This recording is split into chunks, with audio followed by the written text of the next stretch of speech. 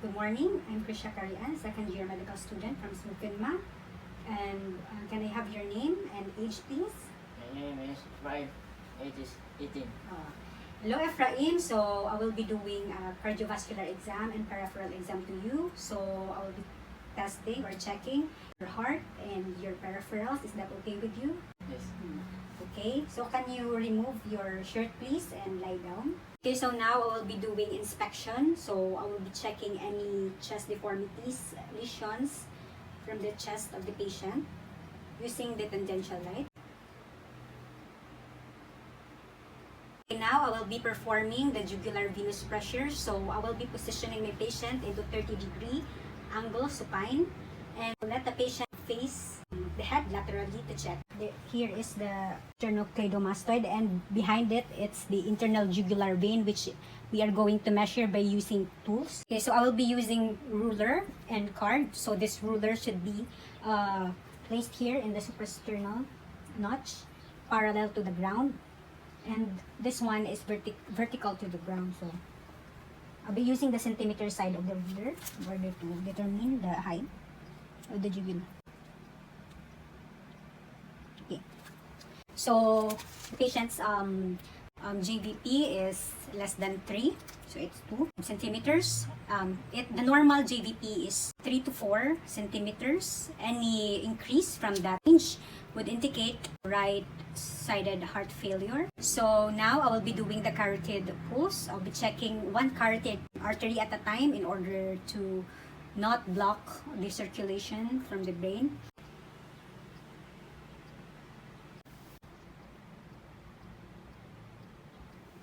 So I'll be checking also the carotid for any bruits.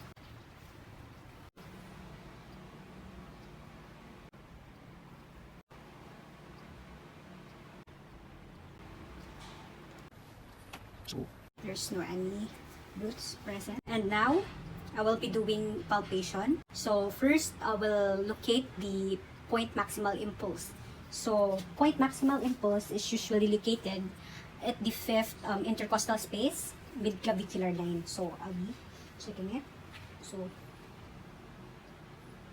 from angle of Lewis, 2nd, 3rd, 4th, 5th, mid-clavicular line. So I will be putting here to check apex. Okay, so there's normal placement of PMI here. Next is to check the heaves and lifts and palpable frills. So I will be checking the heaves and lifts at the left parasternal border.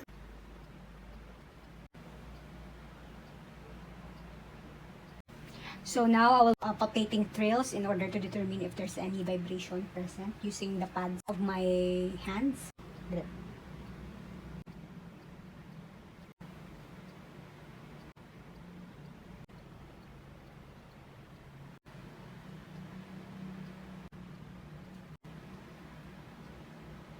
So now I'll be doing auscultation. So we will be doing 6 points here. So first, I'm gonna do the aortic in the aortic area, which is at the second right ICS. Right ICS, the aortic area. And at the other side, second ICS again, but it's on the left side, so it's the pulmonic area. So next one, just go down at the third ICS. It's the ERB point or ERBS point. So at the 4th intercostal space, and the 5th is actually at the right ventricular area. So here is the apex at the mid-clavicular line. Going to do the auscultation proper.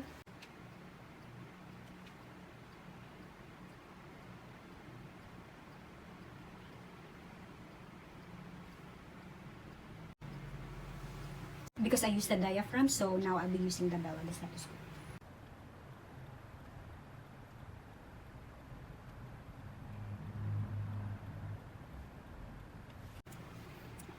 Okay, so there's no heart murmurs, no bruits, or any added sounds. So there's normal S1 and S2 sounds. I didn't hear any S3 or S4 or any added sounds. To maneuvers. So in order to detect mitral stenosis, so I'll be using the lateral decubitus position. First, I will locate the apical pulse. Can you turn this side? Okay, breathe in, breathe out, and hold. Okay, relax.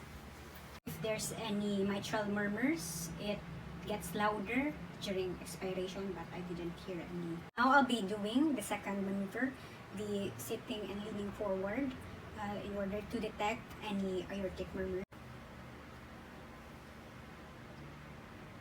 Okay, can you sit?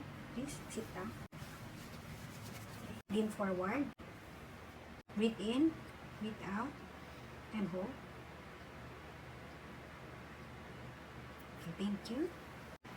So there's no any murmur. Now let's move on to the peripheral vascular exam. So first I'll be doing inspection. Let's check for pallor.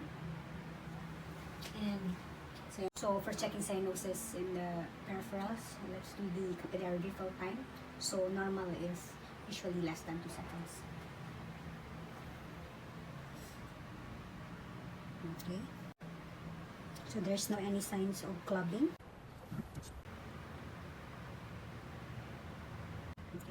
Okay. So assessing the temperature. Okay. And also I'll be checking for presence of edema. So I'll be pressing here. There's none. So now let's move on to the checking the pulse. First I'll go with the radial pulse. So now I'll be checking the radial pulse in order to determine or detect any volume differences or delay.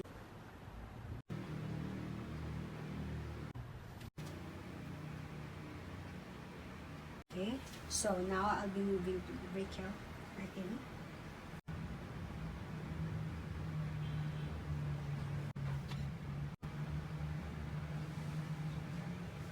Okay, now I will be performing the Allen's test in order to determine the collateral circulation and to check patency of both ulnar and radial artery.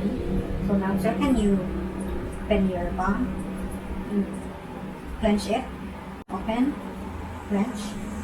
Then you clench really hard. Then I will occlude both radial and ulnar artery.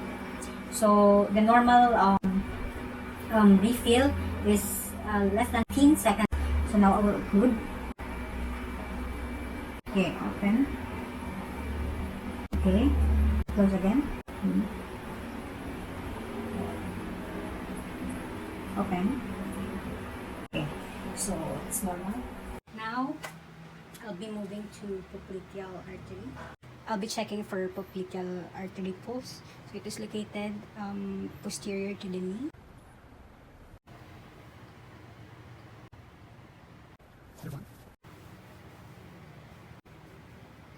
In order to identify any aneurysm or stenosis. So next, we're going to check the dorsalis pedis pulse. So this is the tendon of the big toe, and it's located here above.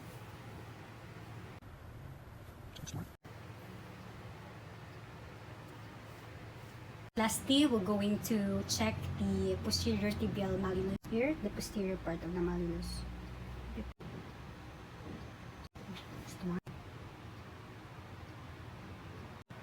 Okay, sir, so the exam is done.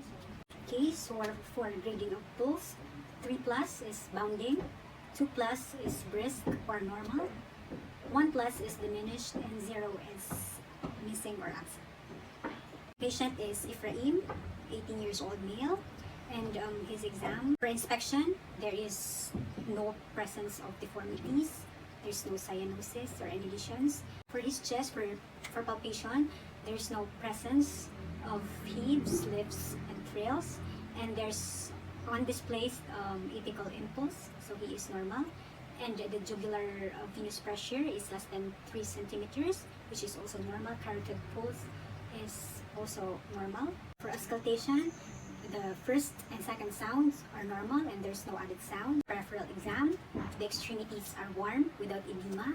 There's no any presence of varicosities or stasis. The calves are non-tender. And for the pulses, the radial, brachial pulse, the popliteal pulse, posterior tibial pulse, and the dorsalis pedis pulse are +2, brisk or normal. So overall, the cardiovascular exam and peripheral exam of this patient is normal.